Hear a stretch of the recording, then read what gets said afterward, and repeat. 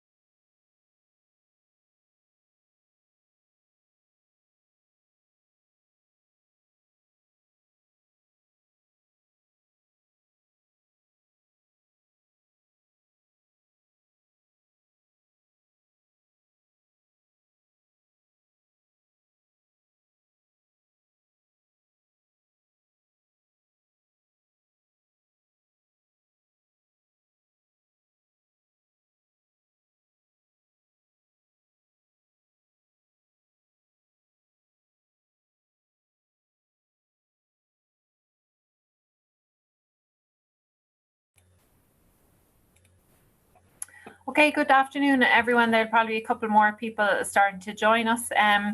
You're very, very welcome to the COREx seminar series. And today we have with us Dr. Enda Barrett. So just to give you a little bit of a background, this is run through COREx, which is the Centre of Ocean Research and Exploration. It's a research centre here within NUIG, and it's a coming together really of the principal investigators throughout all the different disciplines that are involved in marine research here in NUIG. To keep up to date on the series, you can follow us on Twitter and through the Ryan Institute or through COREx. Just a couple of things on the housekeeping. Payman is in the background here, and he's been helping us with setting up this webinar. And also, if you have any questions, please use the Q&A function that is there on your screen. We're all fairly familiar now with online seminars at this stage. Okay, so to give you a background to Enda, in 2013, he carried out his PhD, and it was on reinforced learning, which is essentially a subset of machine learning. And the aim is really to build intelligent autoscalers in the cloud. Following that, he spent 2 years in Schneider Electric in the global research team. And then in 2015, he joined here the IT department in Galway, which is now known as the School of Computer Sciences. So his expertise is mostly in artificial intelligence, machine learning, and distributed computing. And today he's here to talk to us about the ALiVE program, which is Autonomous Lifeguard and Vision Environment. And I think it's such an amazing thing that machine learning can do for us within the marine environment. And I'm sure he's going to talk you through the possibilities, the challenges, and what will be important as we go forward. So I'll stop sharing here, and we'll just move over there to Enda. So off you go, Enda. Okay, thank you, Sheena. Appreciate it. Okay, let me just share my screen here, and give me a second. Okay, so welcome everyone. So as Sheena has introduced me there, my name is Dr. Enda Barrett. I'm a tenure lecturer here in the School of Computer Science in NUI Galway. I'm actually in room IT 427. Not that that kind of matters anymore, because you can't come and visit me for a meeting, but if we go back to normal times, you can come and visit me there. And that's my email address there. And today I want to talk about the ALiVE project. It's an SFI funded project. It's funded through the SFI's TIDA initiative, which stands for Technology Innovation Development Award. So it's an award that's very focused on building technology and more like using existing technologies and applying them to commercial-based research. So it's less focused on foundational, it's a higher stage of the technology readiness level. And so I'm working on this thing called the Autonomous Lifeguard and Vision Environment. So what is the ALiVE project? So the project is about building technology to help accurately detect people in aquatic environments. And we're using computer vision and machine learning to achieve this. Now we have two primary objectives here. What I'm trying to do is I'm trying to aid search and rescue. So for instance, if a person gets swept out to sea, let's say they're on the seashore, they're at the beach, they get swept out to sea, you could use it by strapping the technology onto the back of a drone. For instance, all drones will come with a camera, and you could use the technology to track and trace based on what it can detect when it flies over a particular object.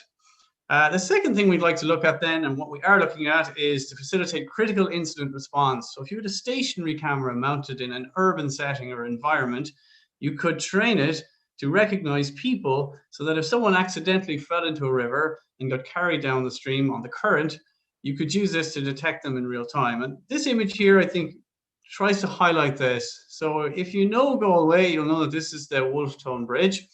There's a number of people standing around here. They're all looking on. That's because this fireman has just jumped in off the bridge and is now being carried down with the current. And the idea here is that I could use the computer vision or machine learning technologies to triangulate and get a fixed position on this person and to recognize that that's actually a person first and foremost. It's telling me here there's a 94% chance that that's a person. And in a critical incident, I can then alert the authorities, or the system can, and get, scramble the RNLI lifeboat or notify the Gardaí and the fire service and try to retrieve them as quickly as possible.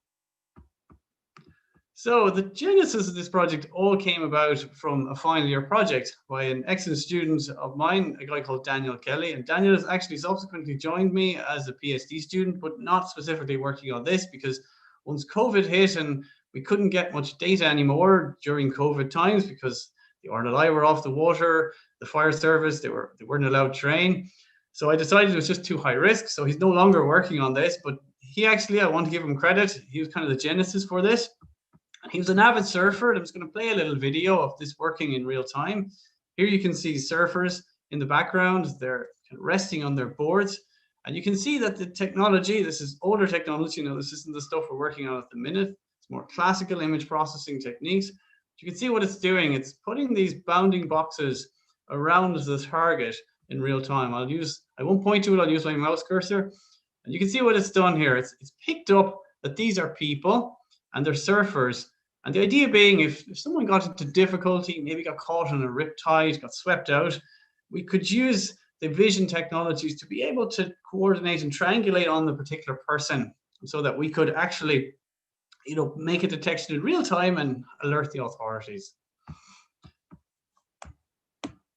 So how big is this problem? Well, according to the WHO, or the World Health Organization, there are an estimated 372,000 worldwide deaths by drowning every year. So it's quite a sizable problem. In Ireland alone, WSI attributes an average of 120 drowning deaths per year. 66% are accidental, 23% suicide, and 11% are assault. Other causes are undetermined. So it's a significant problem. And in Galway alone, with the River Corrib, we have one of the fastest flowing rivers in Europe going through an urban environment. And we lose a number of people every year to this. So it's quite problematic in this city, but in almost every city. And if you think about every city in the world, there's a river flowing through it. And the critical thing here is that if you can alert the authorities within a reasonable time frame, the RNLI are excellent at scrambling the boat very quickly. If you can get them down and get the boat out, and the speed at which you can retrieve the individual from the water, even if they're unconscious, if you can get them out quickly, you have a good chance of resuscitating them and saving a life effectively. So how do we do this using computer vision? So the field of computer vision, computer vision is a field of computer science that deals specifically with developing techniques to help computers see and understand the content of digital images. Now, when you and I look at a digital image, we find it very easy to recognize, there's a car in it, there's a pedestrian in it, various objects, we're brilliant at it, and we've had millions of years of evolution to build this into our infrastructure, if you want to call it, our brains. It's much more challenging for computers to do this. A lot of the stuff we take for granted, they just really struggle with. When a computer looks at an image, all it sees are pixel intensity values. It doesn't really see anything like what we see. It just sees raw numbers. So that's challenging. And I'm going to talk a little bit in subsequent slides of how we can train what we call classifiers using these raw pixel intensity values. And luckily for us and for this project, over the last number of years, there has been a massive growth of driverless car technologies. And one specific part of that is pedestrian detection. You're driving along the road in an autonomous car. You'd love to be able to detect pedestrians accurately so you don't hit them. Anything with a pedestrian, like a cyclist as well, it's all excellent to have. And the more accurate you can make it, the more likely it is that you're not going to hit anyone and that you'll brake in time and so forth. So we're luckily being able to piggyback on a lot of really groundbreaking and excellent research going on in this domain. So how do we teach computers then to recognize objects? So when your computer renders an image, okay, and if you think about the screen that you're watching this presentation in right now, it does this by adjusting the pixel intensity values on the screen. So if we look across, there's a width and a height in between the bezel of your screen. And within this are tiny little square dots. And these are called pixels. They're too small to see. You won't see them. I have an image here that I pulled from Flickr, which kind of shows you zoomed in what they look like. And the other thing that's interesting to note here is that there are 3 of them. There are 3 LEDs, that backlight these individual pixels: red, green, and blue, the primary colors. And by altering the intensities of these, you can generate almost any color you wish. So for instance, this blue here, if we switch off the red and the green, you're going to get this nice blue. And this is what the intensity values, this is effectively what the computer sees. It sees numbers when we see nice colors and images. So if computers can only see in pixels, how do we teach them to recognize people in images, particularly if all they can see are these raw these pixel intensity values? So the first thing we need to do in order to teach an algorithm to detect people is generate lots and lots of training data.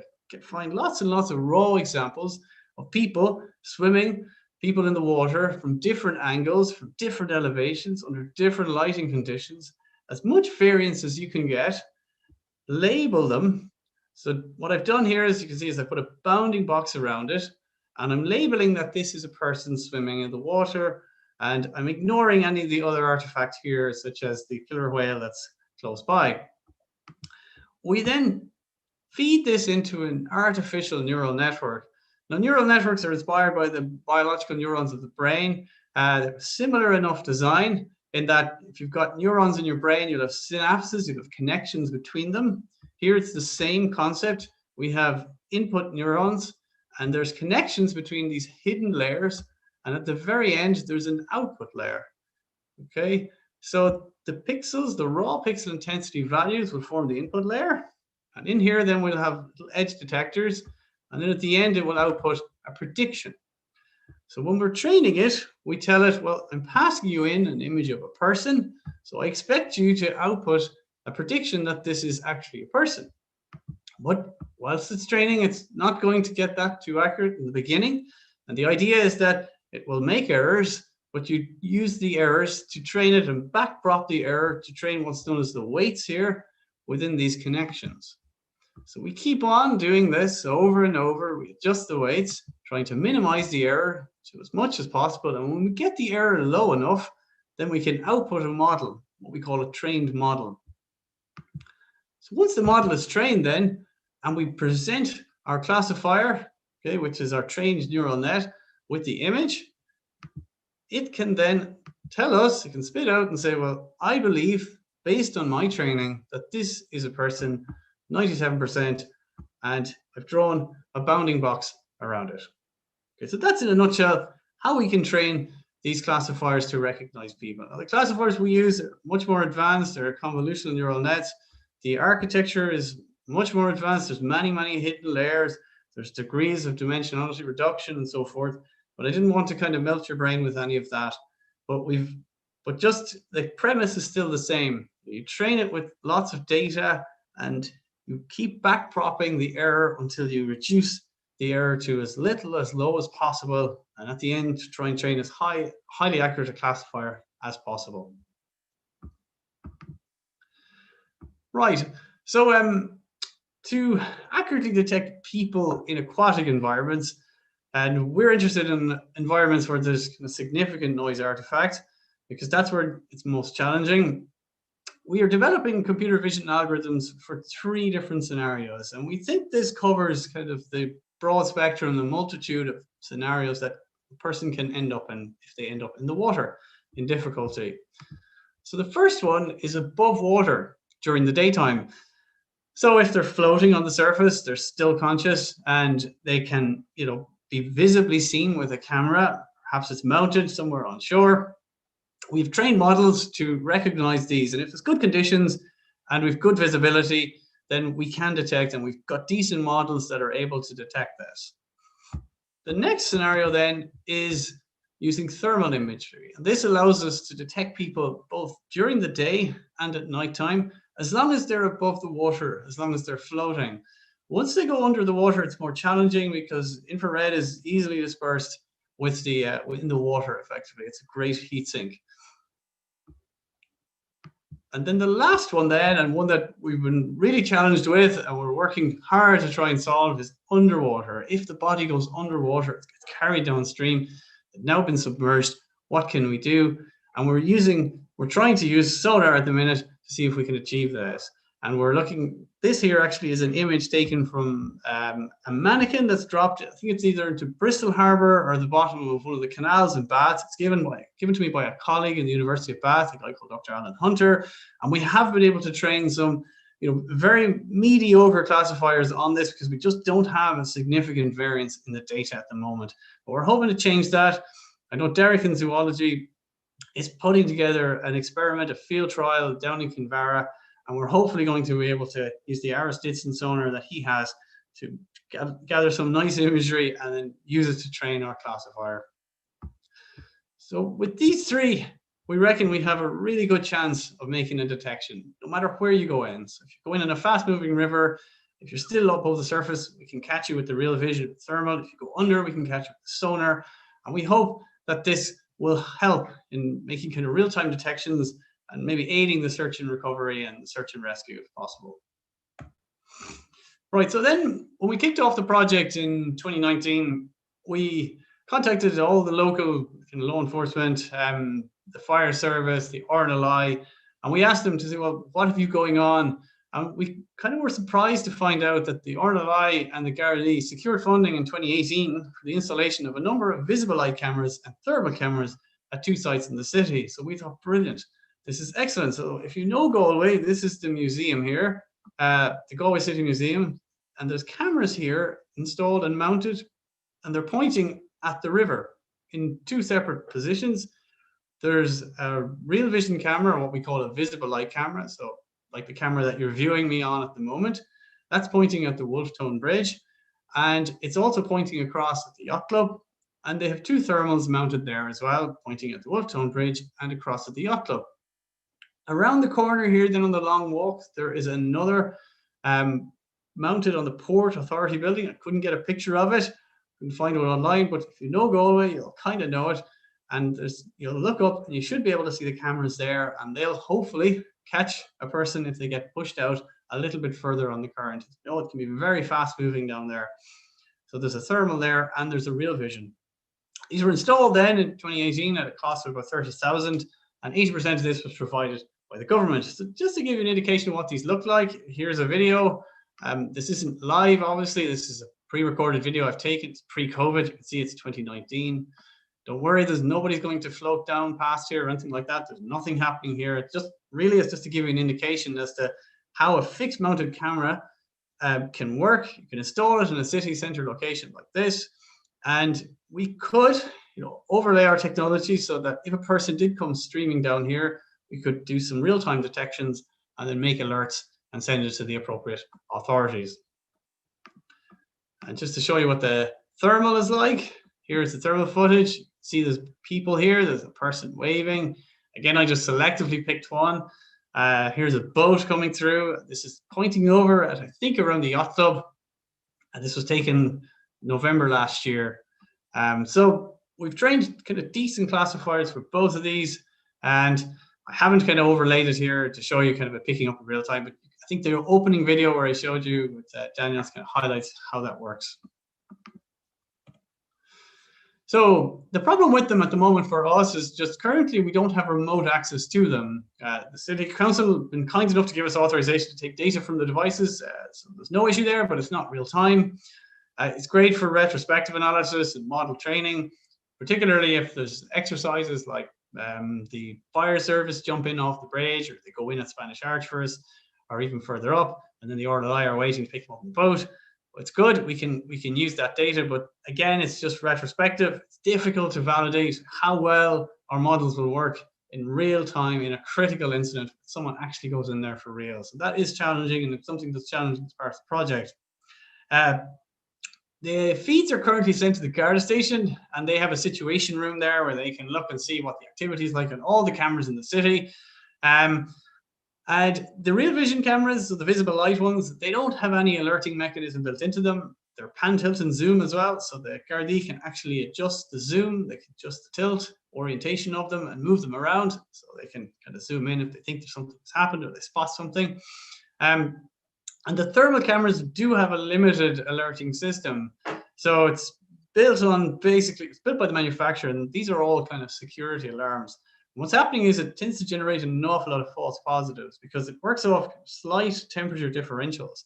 So if something like a bird flies past, or even people walking past on the bridge, if the thermal lines are not drawn accurately enough, the camera has been moved slightly, it just will trigger. So what they've tended to do now is they've discredited it, and they tend to just ignore it. And when it goes off or alerts, they just say, we're waiting for a call from the public before we actually bother to look at this, you know. So this is a work in progress. We are doing our best to try to validate these models and to use this platform if possible, but we're not fully there yet. And we hope in the next couple of weeks, we might get some more success there in that front. So this is obviously a TIDA grant. It's a Technology Innovation Development Awards. It's very focused on building technologies. I want to give a kind of summary and overview of the technologies that we have developed as part of the project. The first one is we've integrated our technology with drones and a specific family of drones, the DJI drones. So we bought a Mavic Air as part of this project, and we've integrated with the SDK. So it's a software development kit that DJI have made public. So it allows you to connect to a drone, communicate with it, control it, but also to get the live camera feed off of it. So when we get the live camera feed, then it's easy for us to overlay our detection software. And the idea being then, if someone gets swept out to sea, you could just send a swarm of drones out, and they could just cover different search areas, and they will use the technology. And if they pick up something in the water, they will just locate and say, here, I found something, and send back the GPS coordinates in real time. And that will help, you know, it'll help the search helicopter if it's coming out, because it'll need to know, you know, where someone is, and it can only cover a certain amount of space. So the beauty of this is we can just speed up the search space, and we can send out kind of swarms of these. You can also fit these with thermal cameras. So, you know, if it's a nighttime search, you can do thermal, and there's been done to death. There's loads of companies doing these, just fitting these drones with thermal cameras. They're really high res, so it will work, we think, quite well. And yeah, so that's kind of the drone aspect.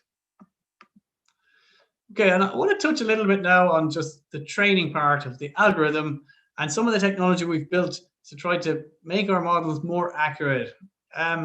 So any of you that have been kind of just listening along might have kind of started to think about, well, how do you kind of get enough data to train an algorithm in what is a dangerous environment? You know, if you think about the flow of the river down there, it's fine for the fire service personnel. They've got all the buoyancy equipment, they've got the life vests on, they have the orderlies standing by in a boat. They're not really in any danger. But that gives us one possible scenario. but we'd love to train on so many possible scenarios. We'd love to train with models whereby, you can just barely see an arm, or maybe you can see just about, you can see their head. We'd love to get the widest variety as possible. But how do you get all this data in dangerous environments? So we started off by saying, well, we could just start recording videos. We could chuck each other into the water. And this is coming from Daniel's original. I'll play this here. This is the original Final Year project. He put his brother into the water, and he put a bounding box around his mouse cursor, and then he hovered the mouse cursor over his brother so that it will label in real time. And so it depends on the video, but let's say standard video would be 25 frames per second. So that would be 25 images each second. It'll splice in. That's kind of how moving videos work. So if you have a minute worth of video, you're going to get 1,500 images out that we can use then, which are labeled to say this is a person, and we can feed this into the classifier. So this gets us so far. It's not bad. It's quite good. It's, as you can see, it caters for the scenario where the person who's gone in is potentially wearing kind of dark colored clothing in this instance. This person also has a wetsuit, and they're swimming around, but we can't get them to kind of dunk under or just to kind of have one arm out. We can't do it safely anyway, in kind of a particularly from a health and safety perspective. So the idea we've gone with here is to use a game engine and use computer games. And computer games have become incredibly photorealistic of late. Anyone that's an avid gamer out there will tell you I'm not one, but if you are, you'll be well able to say how real they are nowadays. And when we sat down and discussed this project, we thought, well, if we can build a game or a game engine and we can make it very photorealistic, then we can trick the classifier to think it's really dealing with a real scenario here. And then we can control this floating mannequin, or as we call Ethan, to make them do anything we want. And we can generate lots and lots of training data from that. So we went ahead and did this. I'm going to show you what this looks like. So here we have a game simulation.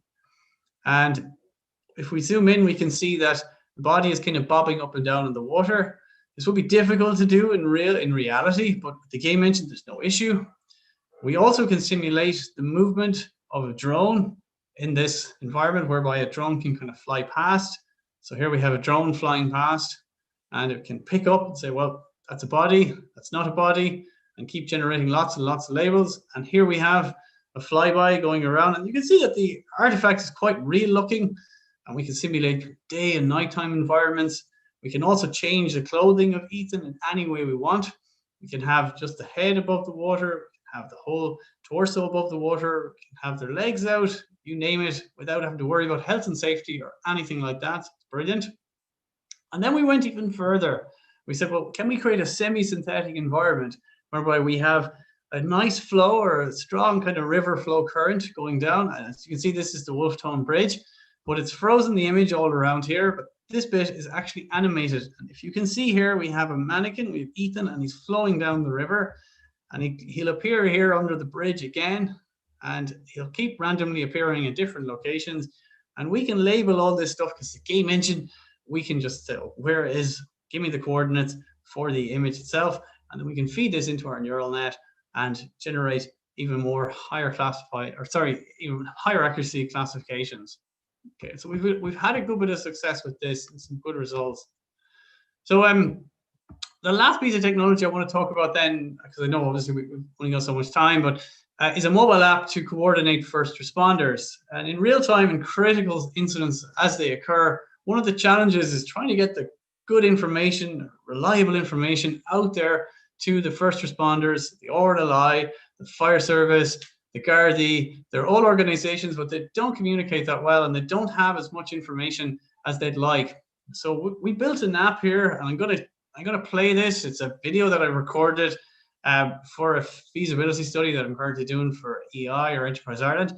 I'm going to play this so that, and there's a little bit of voiceover. It's just me talking again, so hopefully it'll come through on the audio, because I think it showcases what we can do if we could get people to use this, get people to use the app. Okay, so I'm going to press play on this and see if it works. So this is just a short video walkthrough of the ALiVE app that we developed here in UI Galway to help first responders coordinate their actions in response to an emergency situation. So the idea here is that first responders such as the RNLI, the fire service, the Gardaí would have access to this app on their phones and devices, and then during a critical incident they will be able to get kind of useful information from it. So I'm just going to log in here. The password is go away.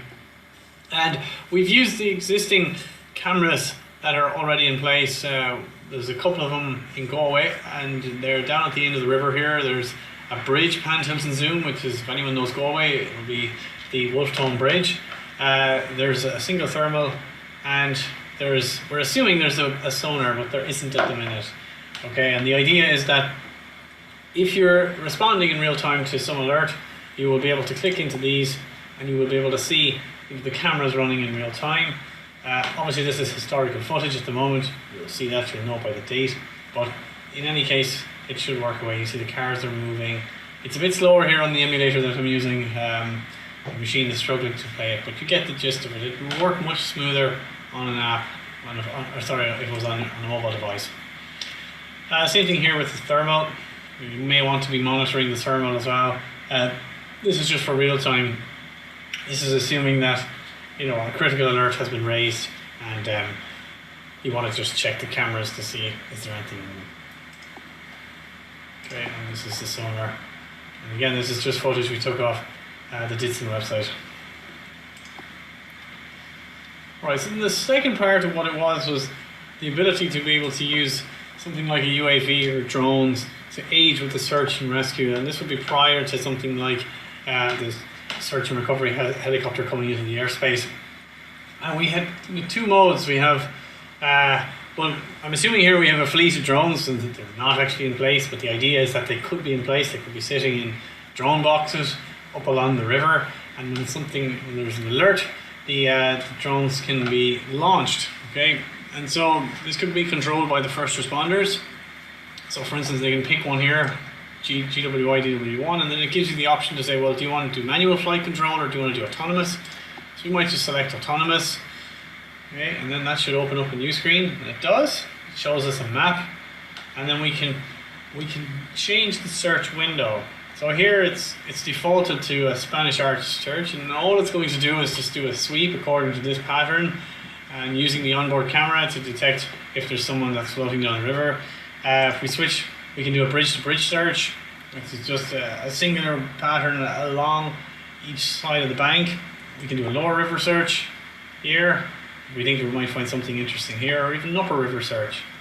And we could deploy multiples of these drones to do this, and they will operate on an automated fashion. And this is just existing footage, just to give you an indication as to what it might be like should it run. Okay. Okay, then the next part is the timeline. So this gives first responders an indication as to the timeline of events as they occurred. And you can see here, the first thing was that there was an alarm, and sorry, it'll keep on scrolling. And what it's doing is that as messages appear in from different first responders or from the sensors located on the river, they will pop in here, and you will be able to see. We can see that it's detected a person in the water, and it's given us an image of that person. So it gives us kind of an indication as to the current state of the rescue operation.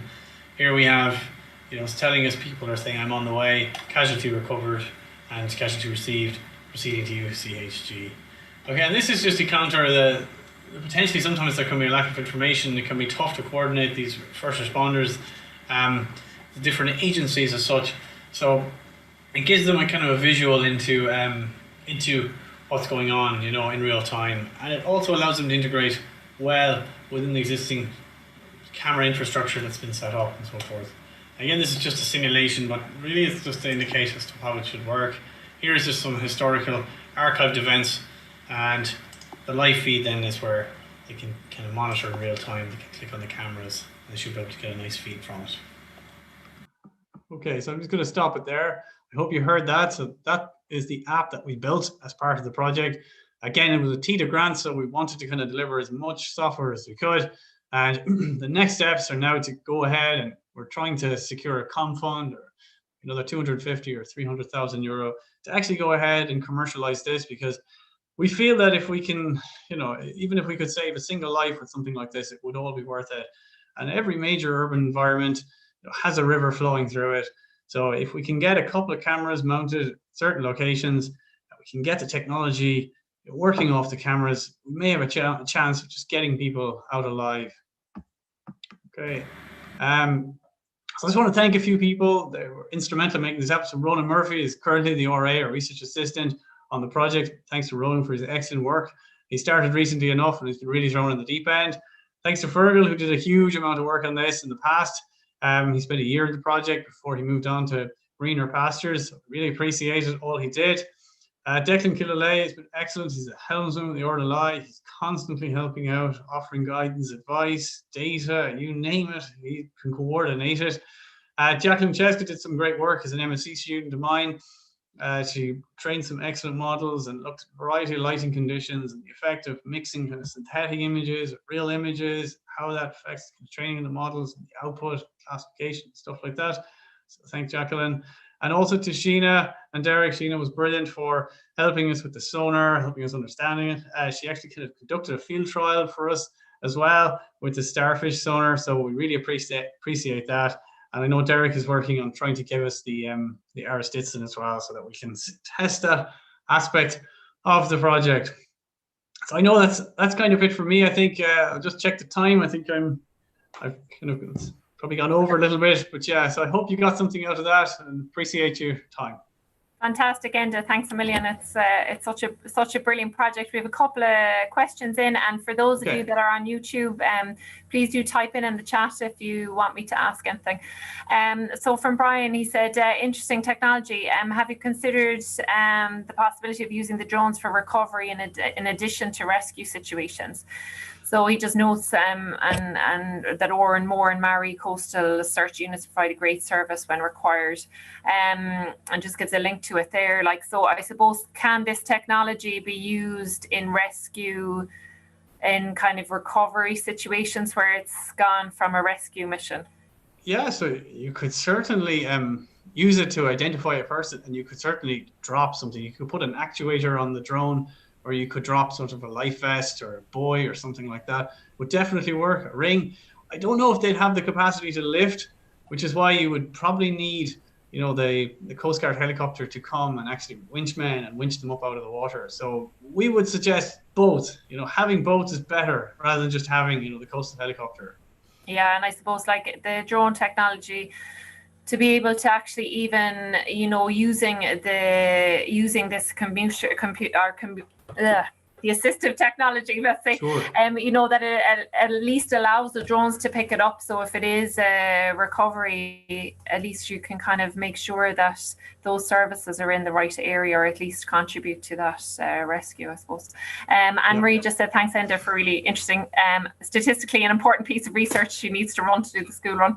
I have a question as well, just on how long does it actually take to train the software? I suppose it's probably how long is a piece of string, but like how long does it take to maybe get within a confidence interval that's like 90 plus? It depends on the hardware. So we have decent enough hardware now. We've bought a couple of graphics cards, so we can generate models after a couple of days, maybe close to a week. It depends obviously how many neurons, the amount of data we're dealing with, the size of the data in terms of the pixels. So there's a number of different factors, but some of the really, really top kind of image classification algorithms that have been taught or been trained using things like Google, they will have had millions and millions of activation units, neurons. They would have taken weeks and weeks to train. But we're kind of up to a couple of days to a week. It depends. It's very much dependent on what we're trying to do. But yeah, so it does take time. It takes hardware. It takes good, decent hardware. Yeah, I'd imagine. But once it's trained, it's a forward pass through the network. That's the key. It's very, very simple to spit out an actual answer, yes or no. So you don't need really, really expensive or exhaustive hardware to run the models. It's just to train them. That's the good thing. Yeah. You can actually run them pretty easily.